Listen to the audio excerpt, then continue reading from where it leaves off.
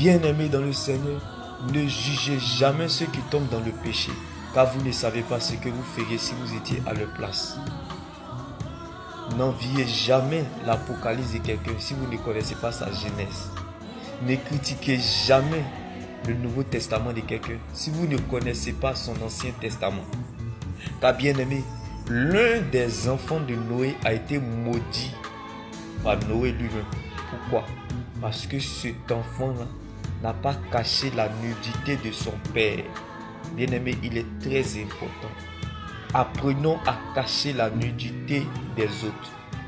Car bien-aimé dans le Seigneur, la Bible pouvait nous le dire. Malgré la haine abusive de Saül sur David, David est resté silencieux. David a couvert sa nudité.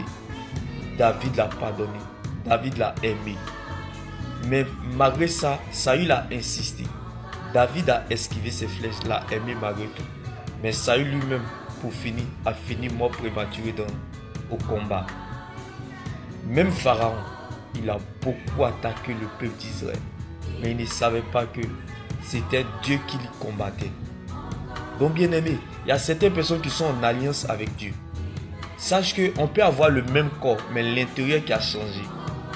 La fin du show vaut mieux que son commencement. On ne juge pas quelqu'un dans l'apparence. Ne combats pas ton frère. Ne critique pas quelqu'un que tu ne connais pas. N'attaque pas quelqu'un que tu ne connais pas. Car bien aimé, avant d'attaquer quelqu'un, rassure-toi que cette personne n'est pas en alliance avec Dieu. Parce que si cette personne est en alliance avec Dieu, tu seras frappé à mort. Sans te rendre compte. Là où on s'y attend le moins, c'est là le temps voulu de Dieu. Pierre a régné Jésus. Jésus a couvert sa nudité. Jésus l'a aimé. Jésus l'a pardonné. Jésus l'a même élu. Même Saul de Tarse qui a combattu l'église. Saul de Tarse a combattu les chrétiens. Il a combattu, bien aimé, le ministère de Dieu. Mais Dieu l'a pardonné. Dieu l'a aimé. Dieu a couvert sa nudité. Dieu l'a approuvé.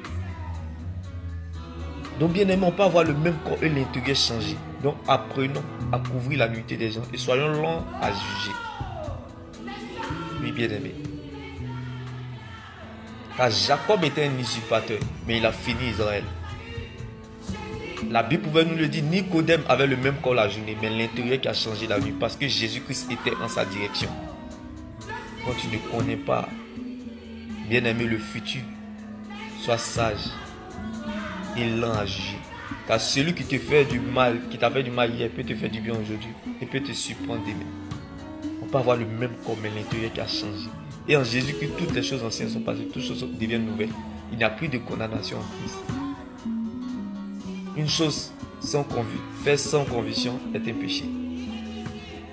Une malédiction sans cause est nulle et sans effet. Une condamnation sans preuve est nulle et sans effet. Donc faites très attention.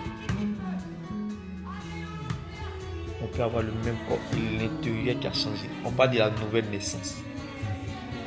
Il n'y a pas de reconnaissance sans connaissance. Il n'y a pas d'acte de naissance, bien aimé, sans naissance. Il n'y a pas de renaissance sans naissance. Il faut être connu avant d'être reconnu. Donc bien aimé, faisons très attention en jugeant. Il n'y a pas de fumée sans feu. Ce n'est pas la fumée qui fait cuire le riz, c'est plutôt le feu. Lorsqu'elle passe par le feu, elle brille encore plus mieux.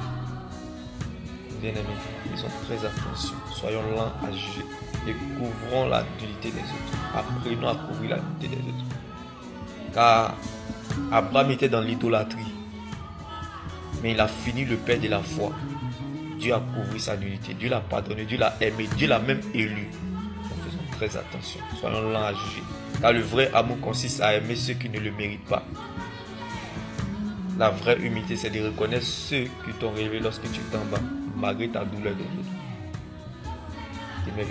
Shalom. N'oublie surtout pas, l'eau chaude peut devenir froide.